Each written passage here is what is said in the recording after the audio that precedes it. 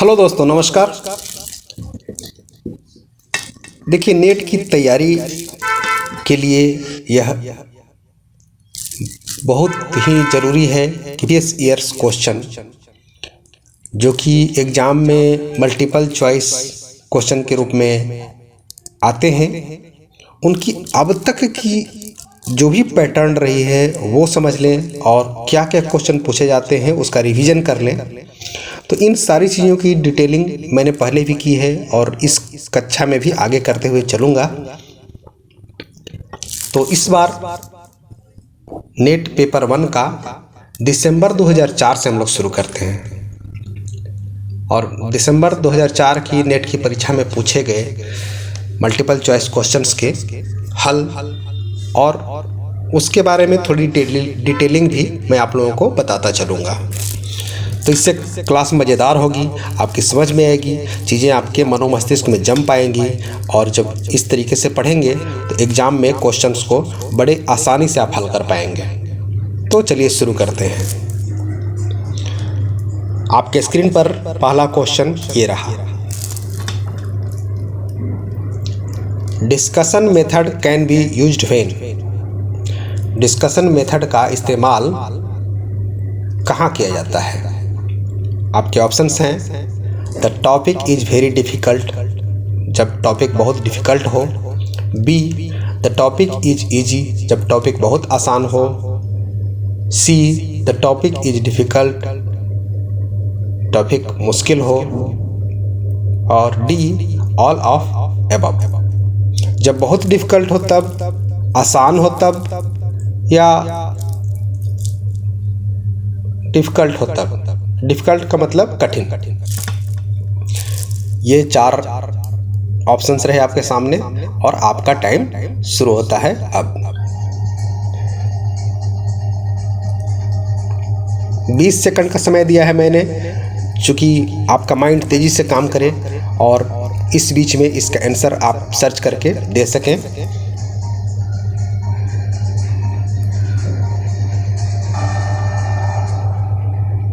चलिए, टाइम हो गया है ओवर। तो देखते हैं इसका आंसर क्या है। इसका आंसर है टॉपिक इज डिफ़िकल्ट, जब बहुत ज़्यादा कठिन भी ना हो, आसान भी ना हो, यानी कि डिफ़िकल्ट हो, तब डिस्कशन मेथड का यूज़ किया जाता है टीचिंग में। देखिए क्या है, इस क्वेश्चन से रिलेटेड थोड़ी ब्रीफिंग कर देते हैं आप लोगों को। टीचिंग का विभिन्न तरह का मेथड है, मतलब पढ़ाने के लिए विभिन्न तरह के तरीके लोग इस्तेमाल करते हैं और इसे विभिन्न प्रकार से बांटा जाता है, जिसमें कि 3 मुख्य हैं: teacher centred method, learner centred method और कंटेंट फोकस्ड मेथड। एक और भी है इंटरैक्टिव या पार्टिसिपेटिव मेथड। इंस्ट्रक्शनल मेथड मतलब जिसमें इंस्ट्रक्शन दिए जाते हैं, उसको कई भागों में बांटा जाता है, जिसमें से कि मुख्य रूप से 11 हैं। जैसे लेक्चर मेथड, डिस्कशन मेथड जिसका संबंधित अभी क्वेश्चन ये पूछा गया है, उसी तरह से है programme instruction method, study assignment method, tutorial method, seminar method, demonstration method और बज ग्रुप मेथड, रोल प्लेज और ब्रेनस्टॉर्मिंग। इन सारी चीज़ों के बारे में अगर आप नेट की तैयारी कर रहे हैं तो कुछ न कुछ आपने पढ़ा ही होगा। इस संबंध में मोटी मोटी छोटी मोटी जानकारी आपके पास होगी, ऐसा मैं मानकर चलता हूँ। तो इसी टीचिंग का जो डिस्कशन मेथड है वह क्या है कि यह है a method in which group discussion techniques are use to teach instruction objective, मतलब कि बताने के लिए, समझाने के लिए, मुद्दे को सुलझाने के लिए किस तरीके से टीचिंग जो की जाती है उसको डिस्कशन मेथड कहते हैं। इससे क्या होता है, to develop imaginative solution of the problem क्या है उसके बारे में उसमें शामिल लोग इमेजिन कर पाते हैं। Stimulate thinking and interest and to secure student participation, मतलब स्टूडेंट्स के थिंकिंग को स्टिमुलेट करता है, उत्तेजित करता है, इम्प्रूव करता है, उनके इंटरेस्ट को बढ़ाता है और सभी स्टूडेंट उसमें शामिल हों यह सुनिश्चित करता है। तीसरा है एम्फेसाइज मेन टीचिंग पॉइंट्स और चौथा है determine how well student understood concept and principles. मतलब किस तरीके से स्टूडेंट उसको कितना समझ पाया है, उसके कॉन्सेप्ट को और उसके प्रिंसिपल्स को। इसके कुछ एडवांटेज हैं। इंक्रीज स्टूडेंट्स इंटरेस्ट, स्टूडेंट्स का इंटरेस्ट बढ़ाता है और सब्जेक्ट के प्रति, विषय वस्तु के प्रति स्टूडेंट का एक्सेप्टेंस यानी कि उसमें मन ज़्यादा लगने लगता है और उसके प्रति अधिक कमिटमेंट पैदा होती है। उसी तरीके से डिसएडवांटेज की भी कुछ बात कर लेते हैं। इसके लिए हाईली स्किल्ड इंस्ट्रक्टर की ज़रूरत पड़ती है, जो बहुत ही ज़्यादा जानकार है, वही डिस्कशन मेथड को आगे अच्छी तरह से चला सकता है। और पार्टिसिपेंट्स की यानी स्टूडेंट्स की इसमें इन्वॉल्वमेंट बहुत ज़रूरी होती है, उसके बिना नहीं हो सकता। ये चीज़ें इसलिए ब्रीफिंग करनी ज़रूरी है कि कोई ज़रूरी नहीं कि हर बार एग्जाम में बिल्कुल यही क्वेश्चन पूछ दे। इससे जुड़ा हुआ कोई भी चीज़ पूछेगा तो अगर इन चीज़ों की आपकी समझ अच्छी होगी तो आप जवाब सरलता से दे पाएंगे, कन्फ्यूज नहीं होंगे। तो इस तरीके से ये जो क्वेश्चन था कि discussion method can be use when, कब यूज किया जाता है, जब टॉपिक डिफिकल्ट होता है, जब विषय कठिन होता है। चलिए दूसरे क्वेश्चन पर आ जाते हैं। विच of the following is a teaching add, इनमें से टीचिंग एड कौन सा है। A working model of wind mill, wind mill कैसे हो सकता है। बी टेप रिकॉर्डर, सी 16 mm फिल्म प्रोजेक्टर या D all of above. Question पढ़ लिया आपने, ऑप्शंस देख लिया आपने, अब जल्दी से जवाब दीजिए, आपका टाइम इसमें टाइम नहीं है। तो ये इसका आंसर है all of above. Working model of wind mill, tape recorder, 16 mm projector, ये सभी जो है टीचिंग एड्स में काम आने वाली चीजें हैं। चलिए इसकी ब्रीफिंग समझ लेते हैं। क्वेश्चन था कि which of the following is a teaching aid. Teaching aid can be a basic as a background और व्हाइट बोर्ड, ऑडियो और individual equipment such as DVD player और video projector are commonly used to tools for learning with a very effective output. Students tend to term are involved when learning if teaching aids are implemented into the curriculum. कहने का मतलब है कि अगर teaching के दौरान विभिन्न तरह के इक्विपमेंट का प्रयोग किया जाए, विभिन्न तकनीकों का प्रयोग किया जाए, विभिन्न उपकरणों का प्रयोग किया जाए तो उससे टीचिंग ज़्यादा अच्छा होगा, है ना। और आज तो तकनीक का युग है, इस तकनीक के युग में विभिन्न तरह की तकनीक जो हैं वो सभी किस प्रकार से उसको टीचिंग में इस्तेमाल किया जाए तो उसे टीचिंग एड बनाया जा सकता है। जैसे कंप्यूटर है, वाइट बोर्ड है, स्मार्ट बोर्ड है। आज के दौर में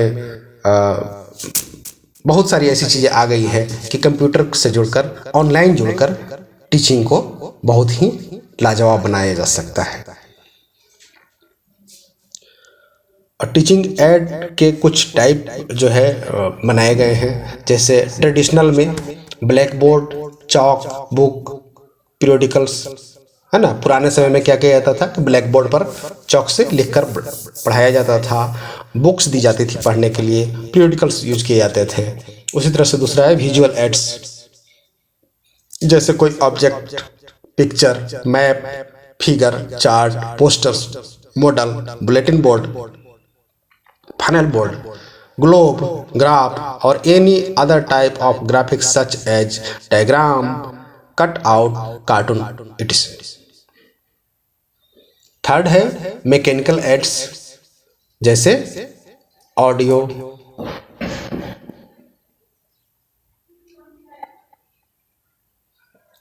मैकेनिकल एड्स में आ जाएंगे audio radio, tape recorder, teaching machine.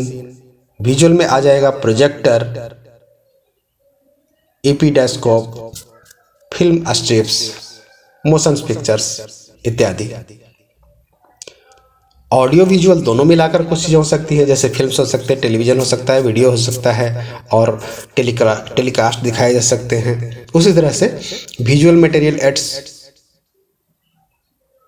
में या चार्ट में the most commonly use type of chart includes outline chart, tubular charts, flow chart and organisation chart, flip chart and flow chart are also being used. तो ये सारी चीज़ें teaching aid हैं, teaching में help करने वाली वस्तुएं हैं, सामग्रियां हैं।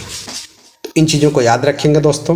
जैसे देख लीजिए क्वेश्चन फिर से क्या था, each of the following is teaching add.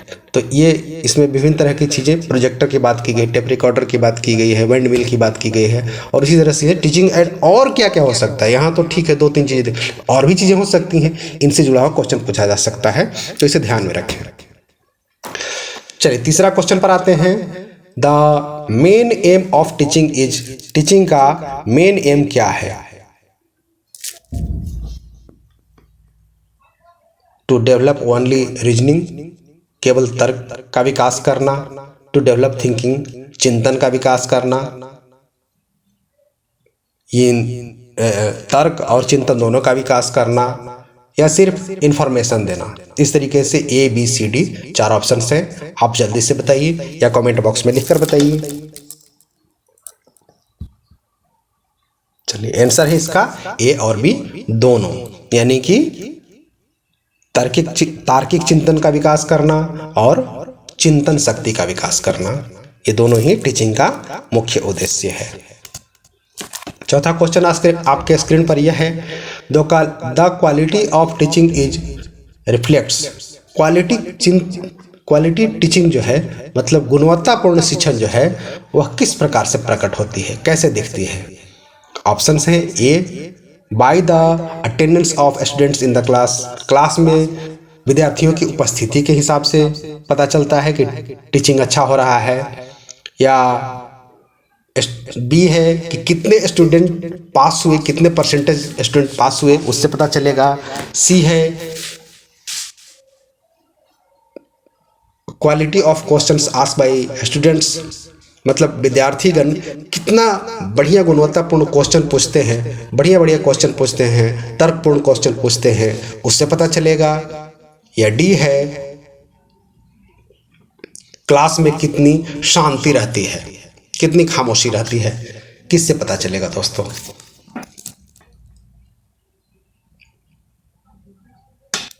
आप बताइए। खामोशी से तो बिल्कुल पता ना चलेगा। अटेंडेंस सिर्फ आकर के बना देने से क्या होगा? परसेंटेज पास हो गए उससे क्या होगा? हो सकता है रट्टा मार करके पास करा हो। तो मेरे हिसाब से क्वालिटी ऑफ क्वेश्चन, मतलब क्लास में अगर स्टूडेंट्स रुचि लेंगे, टीचर की बातों में रुचि लेंगे, तो क्वेश्चन पूछेंगे, और क्वेश्चन के पूछने से ही पता चलेगा, रिफ्लेक्ट होगा कि टीचिंग इफेक्टिव है कि नहीं, क्वालिटी है कि नहीं, कितनी अच्छी हो रही है। तो ये मेरे हिसाब से सी आंसर होना चाहिए इसका। आइए आंसर देखते हैं। बिल्कुल सही, by the quality questions asked by students कितनी अच्छी क्वेश्चन पूछते हैं। बहुत बार टीचर परेशान भी होते हैं, लेकिन जो अच्छा टीचर होता है इस बात से बेहद प्रसन्न होता है कि मेरा स्टूडेंट्स जो हैं वो हमारे क्लास में मन लगा रहे हैं और हमसे क्वेश्चन पूछ रहे हैं।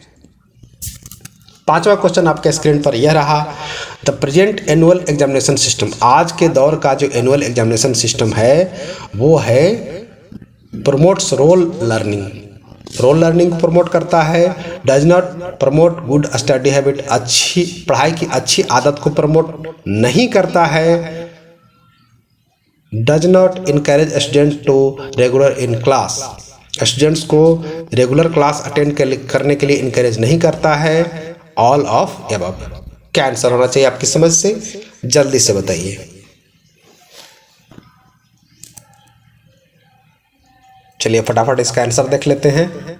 ऑल ऑफ द अबव है ना। Promotes role learning,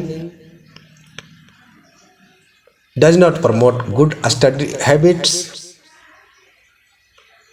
does not encourage students to be regular in class. Class में रेगुलर मत आओ, ऑनलाइन पढ़ो, है ना। और अब पढ़ने की अच्छी आदत भले ही ना हो, लेकिन रोल लर्निंग जो है, मतलब प्रैक्टिकल लर्निंग होनी चाहिए। ऐसा होना चाहिए कि पाठ्य सामग्री अच्छे से समझ में आ जाए और ऑब्जर्व कर ले, और ज़रूरत पड़ने पर उस चीज़ों को किसी को पढ़ा सके, बता सके, उसके अनुसार एक्ट कर सके, उसको डेमोन्स्ट्रेट कर सके। इस टाइप की लर्निंग सिस्टम अभी है। In present annual examination system इस टाइप की है कि वो रोल लर्निंग को प्रमोट करती है। तो छठा क्वेश्चन आपके स्क्रीन के ऊपर ये रहा, A college want to give training in use of statistical package of the social sciences SPSS to researchers. For this the college should organise. कहने का मतलब है कि एक कॉलेज जो है वो अपने रिसर्चर्स को ट्रेनिंग प्रोवाइड कराना चाहती है SPSS का इस्तेमाल करके। SPSS statistical package for social science. तो इसके लिए कॉलेज क्या ऑर्गेनाइज करेगा, क्या प्रोग्राम ऑर्गेनाइज करेगा? A कॉन्फ्रेंस करेगा, B सेमिनार करेगा, C वर्कशॉप करेगा, या D लेक्चर करेगा।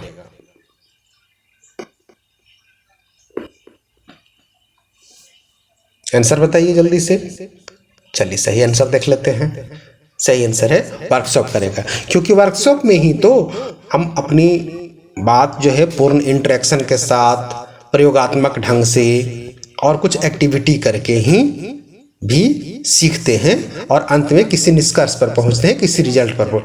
वर्कशॉप कई बार जो है ना एक रिसर्च की तरह होता है, जिसमें एक मुद्दा रहता है, उस मुद्दे से संबंधित विभिन्न तरह से विषयों का समावेश रहता है, उस पर विस्तृत चर्चा की जाती है, उसको नोट डाउन किया जाता है और अंत में उसको कंक्लूड किया जाता है। तो इस तरह से इस क्वेश्चन का आंसर वर्कशॉप है। कॉन्फ्रेंस, सेमिनार, लेक्चर आमतौर पे वन वे होते हैं, जिसमें कि अपनी ही बात ज़्यादा लोगों को समझाई जाती है। लेकिन वर्कशॉप एक ऐसी जगह होती है जहाँ की किसी खास विषय पर चर्चा करके उसको सॉल्व किया जाता है और उससे संबंधित कुछ ट्रेनिंग भी प्राप्त करते हैं। तो ट्रेनिंग ही तो देने की बात कह रहा है ना। A college want to give training in the use of statistical package of social sciences to researchers. तो ट्रेनिंग की तो बात पहले ही कर रहा है, जो कि वर्कशॉप में होता है। चलिए अगला क्वेश्चन देखते हैं। Which of the following is not the characteristic of a research. इनमें से कौन सा रिसर्च का गुण नहीं है? Research is systematic. Research systematic होता है। Research is not a process. Research एक प्रोसेस नहीं है। Research is problem oriented. Research problem oriented होता है। Research is not passive. नहीं, एक ये डी तो गलत है। रिसर्च इज नॉट पैसिव, इसका मतलब है कि रिसर्च पैसिव नहीं, active. Research is systematic. Research is not a process. Research problem oriented. देखते हैं आंसर क्या है। Research is not a process. Research एक प्रोसेस नहीं है, बल्कि ये सिस्टमैटिक है, प्रॉब्लम ओरिएंटेड है और एक्टिव है, not passive. Next question. Which of the following statement is correct? Sorry.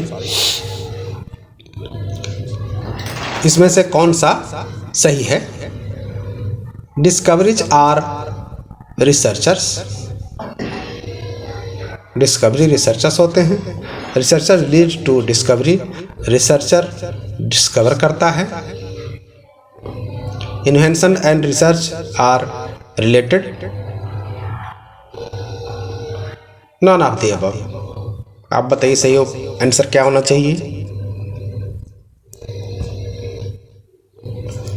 Research lead to discovery. Research करके हम किसी नई चीज की खोज करते हैं। नेक्स्ट क्वेश्चन,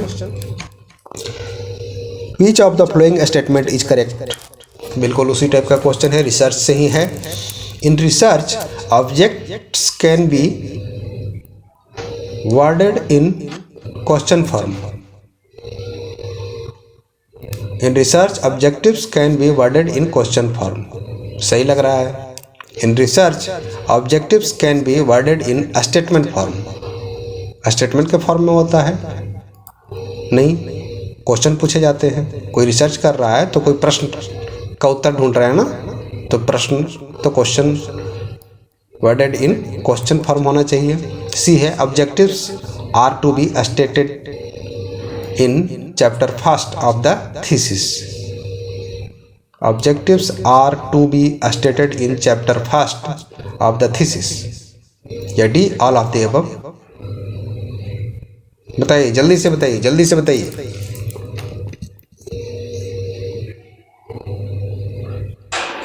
चलिए आंसर देखते हैं। C, objectives are to be stated in chapter 1 of thesis. जो रिसर्च के बाद थीसिस लिखते हैं तो उसमें ऑब्जेक्टिव्स पहले चैप्टर में क्लियर किया जाता है कि किस बारे में है रिसर्च है, किस टाइप की रिसर्च है और इससे क्या निष्कर्ष निकलेंगे। तो सी आंसर इसका सही है। चलिए अब आ गया आप लोगों के मन का question. Match list A with list B and choose the correct answer from the code given below. List A है, लिस्ट बी है। लिस्ट ए है historical method, survey method, C है फिलोसफिकल मेथड और डी है experimental method. अच्छा, तो ये जो है रिसर्च के विभिन्न मेथड यहाँ दिया है और उसके बाद इधर में किस बारे में यह होता है वो दिया है। तो हिस्टोरिकल मेथड सही है, पास्ट इवेंट ए का तो फर्स्ट होना चाहिए। Survey method vision present events नहीं। Exceptional case future action. Future action तो मेरे हिसाब से एक्सपेरिमेंटल मेथड होना चाहिए, यानी कि डी का 5 होना चाहिए। देखिए इधर में लिस्ट में 4 दिए हैं बट इधर 5 दिए हैं, तो ए का तो फर्स्ट सभी में है, बी का सर्वे मेथड, अच्छा डी का 2 है 4 है सभी दिया है। सी है फिलोसफिकल मेथड। फिलोसफिकल मेथड क्या है और एक्सपेरिमेंटल मेथड। एक्सपेरिमेंटल मेथड तो मुझे लगता है कि फ्यूचर से रिलेटेड होना चाहिए, तो ये 3 में दे रखा है। चलिए आंसर देख लेते हैं क्या है आगे। चलिए यहाँ पर समय शुरू हो गया। जब तक एक्सपेरिमेंटल मेथड मेरे हिसाब से फ्यूचर एक्शन होना चाहिए, तो ये तो ठीक है सभी में है। सर्वे मेथड विजन होना चाहिए। चलिए आंसर देखते हैं। हाँ, सर्वे मेथड जो है वो विजन है और फिलोसफिकल मेथड है, फिलॉसफी से जो रिलेटेड रिसर्च है वो एक्सेप्शनल केस में आता है। और D experimental method future action. सही कहा था मैंने, यानी कि एक ऑप्शन जो है प्रेजेंट इवेंट वो एक्स्ट्रा ऑप्शन दिया है कंफ्यूज करने के लिए। देखिए इसी टाइप का क्वेश्चन आता है और यहाँ पर बड़ी कन्फ्यूजन हो जाती है, तो इसलिए इन चीज़ों को बड़ी गौर से बड़ी ध्यान से समझना बहुत ज़रूरी है। एक्सपेरिमेंटल मेथड जो है फ्यूचर के लिए किया जाता है ना, एक्सपेरिमेंट कोई भी कि आगे क्या होगा,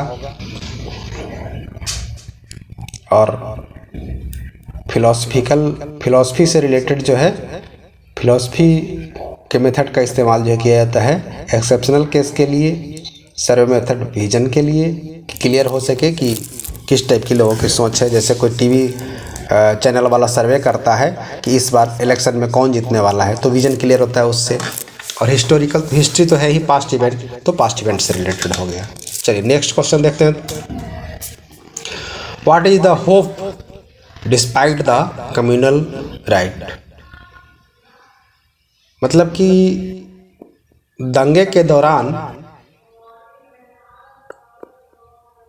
के बावजूद आशा की किरण क्या है।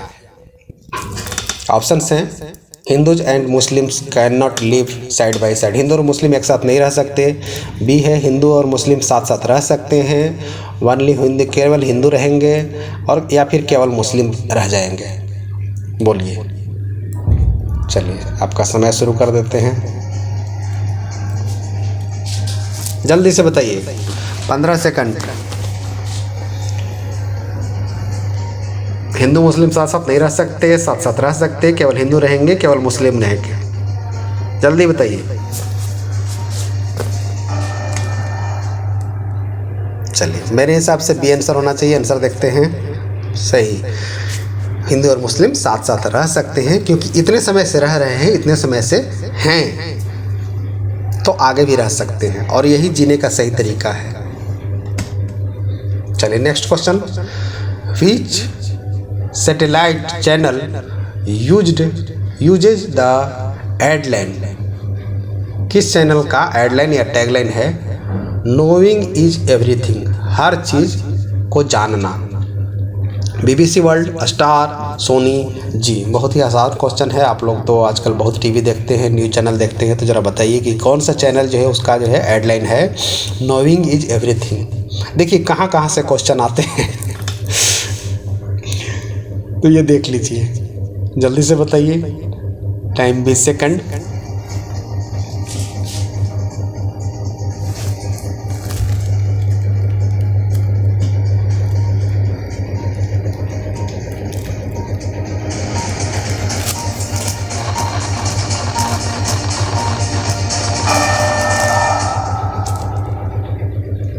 और सही जवाब है BBC वर्ल्ड। BBC वर्ल्ड बहुत ही पुरानी और बहुत ही जानी मानी न्यूज़ चैनल है, और उसका हेडलाइन है knowing is everything. Next question. हाँ देखिए, अब आप लोगों का मनपसंद आ गया reasoning. The letters in the first set have certain relationship, यानी कि यहाँ पर जो लेटर्स लिखे हैं ये फर्स्ट, इसमें कुछ खास रिलेशन है। On the basis of relationship which is the right choice for the second set. तो इसके अनुसार इसका जो है सेट क्या होना चाहिए, यहाँ पर क्या होना चाहिए। चलिए बताइए, आप लोगों को 20 सेकंड दे देते हैं।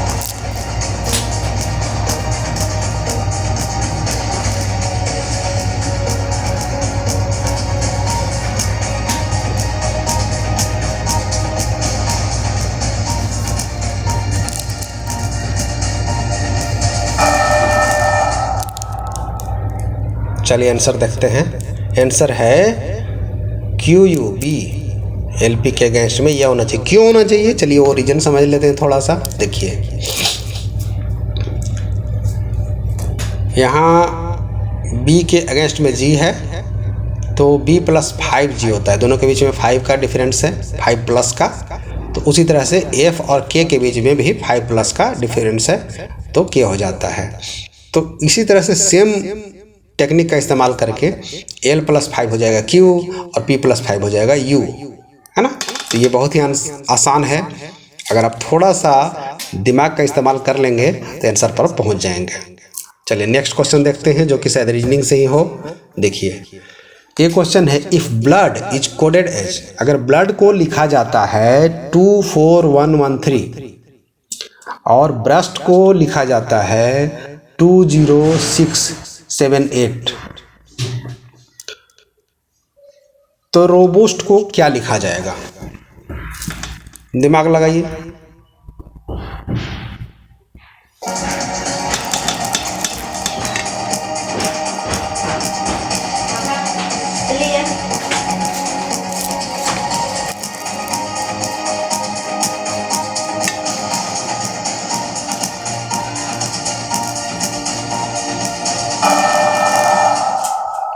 चलिए देखते हैं किसका जवाब सही आया है।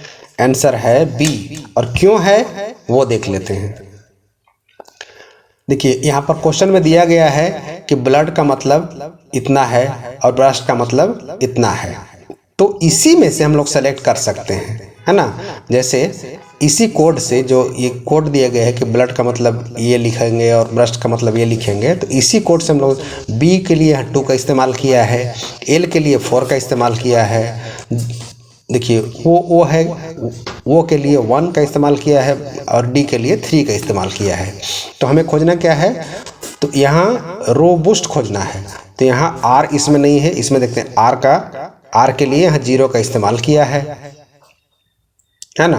आर के लिए 0 का इस्तेमाल किया है, तो आर के लिए 0 किस में, इसमें आ गया। तो इसे यहीं से क्लियर हो गया कि ये बी वाला आंसर है। लेकिन आप पूरा चाहे तो मिला लें। चलिए नेक्स्ट क्वेश्चन पर चलते हैं। आप चाहें तो वीडियो को पॉज करके इस चीज़ को बड़े अच्छे से समझ लेंगे, बहुत आसान है। और ये इस तरीके का रीजनिंग अगर बेसिक से आप समझ कर चलेंगे तो बड़ी बड़ी रीजनिंग को सॉल्व करना आपके लिए आसान हो जाएगा। आपका ब्रेन जो है उस लायक हो जाएगा कि बड़े बड़े रीजनिंग को सॉल्व कर पाएगा। तो इस छोटे लेवल से ही, आसान वाले से ही आगे समझकर आगे बढ़ते जाएं। चलिए अगले क्वेश्चन पर बढ़ते हैं। ए बैग, हाँ अभी आ गया मैथ का क्वेश्चन। एक बैग में बराबर की संख्या में रुपया 50 पैसा और 25 पैसा का सिक्का रखा हुआ है। मतलब तीनों बराबर ही है। अगर 5 है तो तीनों 5-5 है, 10 है तो तीनों 10-10 है, इस तरीके से कह रहा है। और टोटल अमाउंट जोड़ने पर 35 होता है।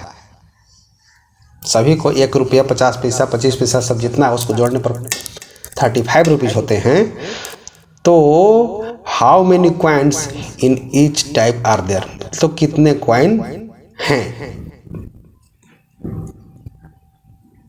कितने कॉइन हैं टोटल, नहीं कितने कॉइन, हर के कितने कॉइन हैं, यानी सभी के कितने कितने कॉइन हैं, तो 35 रुपीज होता है। चलिए आपको समय दे देते हैं।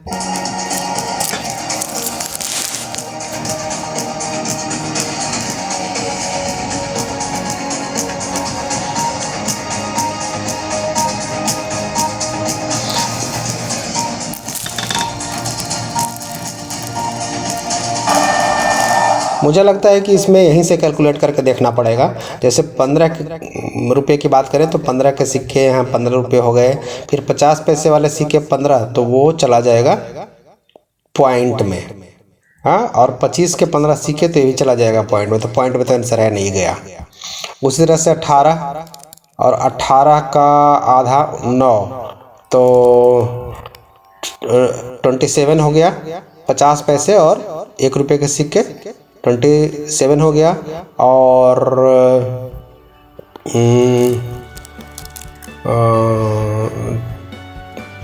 फिर ये पॉइंट में चला जाएगा। 25 पैसे के अगर 18 सिक्के तो 0.5 तो नहीं भी गया।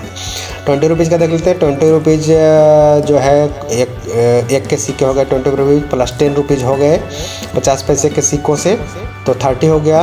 और 25 पैसे के सिक्के अगर होंगे 20 तो 5 रुपीज़ हो जाएंगे। तो ये सही आंसर हो जा रहा है सी, 35 रुपीज़। आप देख लेते हैं आंसर बिल्कुल सही, तो सी इसका सही जवाब है। अगर चाहें तो वीडियो को पॉज करके इसको अच्छे से समझ लीजिएगा, आसान है और इस टाइप के मैथ पूछे जाते हैं। Next question, in the sequence of numbers 2/3, 4/7, x 11/21 and 26/31, तो x की जगह क्या होगा।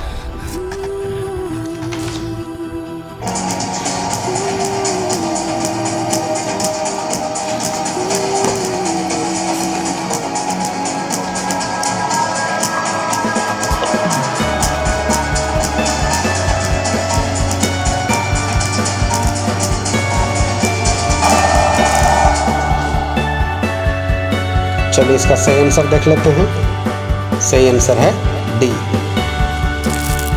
तो ये आज के लिए 16 क्वेश्चन बहुत हैं, आगे की सेशन में और बाकी के बताएंगे।